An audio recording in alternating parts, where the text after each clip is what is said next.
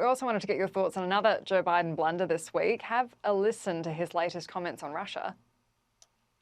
It's hard to tell, but he's clearly losing the war in Iraq. He's losing the war at home. Look, what really got me is everyone misspeaks. We all do it. This was the same mistake twice in 24 hours, getting Ukraine mixed up with Iraq. Do you think that people are starting to take note of this? God save the president. I mean, remember Joe Biden said God save the Queen a couple of weeks ago, and he still hasn't explained what he meant by that. Yeah. It is becoming very painful. Now, presidents are very good at covering up their frailties. Franklin Roosevelt covered up his perilous condition in 1944 when he ran for re-election. Woodrow Wilson was able to hide behind his wife, who conducted a lot of the affairs of state in 1919 after he suffered a serious stroke. Joe Biden is not as ill as that. But remember, we learned something this week that he wears a CPAP, a mask, and a mechanism to control sleep apnea. That's fine. Lots of Americans have sleep apnea. Good for him. But that wasn't disclosed in his last physical, which was just a few months ago. And the doctors admitted that he'd had sleep apnea for a long time. So are we being told everything about Joe Biden's health? Also, remember that physical a few months ago gave no mention of any cognitive memory tests. It was simply a tests of his physical abilities. So I think that a lot is being hidden here, and I think Democrats privately fear a lot may come out, or something dramatic happens. Remember, Joe Biden fell at the Air Force Academy the other day. What if the next fall he doesn't get up? What if something breaks?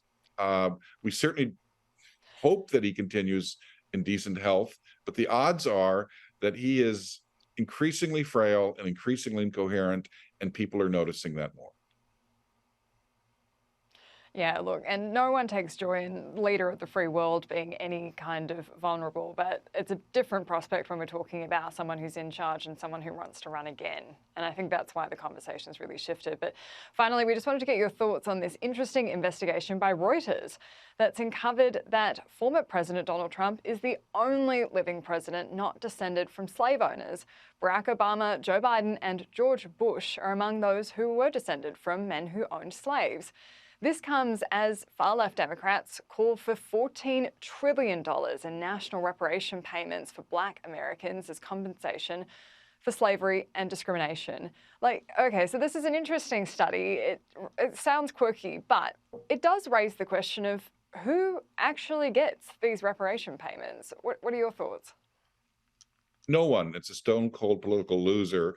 And if Democrats continue to press this reparations issue, I think they will alienate a lot of independents. Reuters used to be a serious news organization. It still is in part, but this study is ridiculous. You know, the Bible tells us you do not visit the sins of the father upon the son or daughter.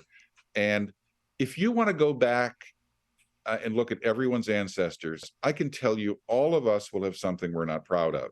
If you go far enough back in the history of African Americans and go back to their ancestors in Africa, you will find some of them related to savage, literally, kings and African princes that murdered their people. Should they be held responsible for that? Of course not. It is this entire reach to go back hundreds of years and pretend that it has anything to do with the people here today, most of whom don't even know their family tree. Many of these congressmen who had their family tree investigated, they knew nothing of what their family had done 500, 400, 300 years ago. This whole thing has become an exercise in absurdity. It's one of those just kind of stranger than fiction stories when you start pulling at the threads and say, wait, we're talking about how much money on this? But we could talk about this for a lot longer, but we do have to wrap it up. In Australia, if you go far enough back in Australia, you'll find some interesting people in people's past as well. Should they be tied to somebody a couple hundred years?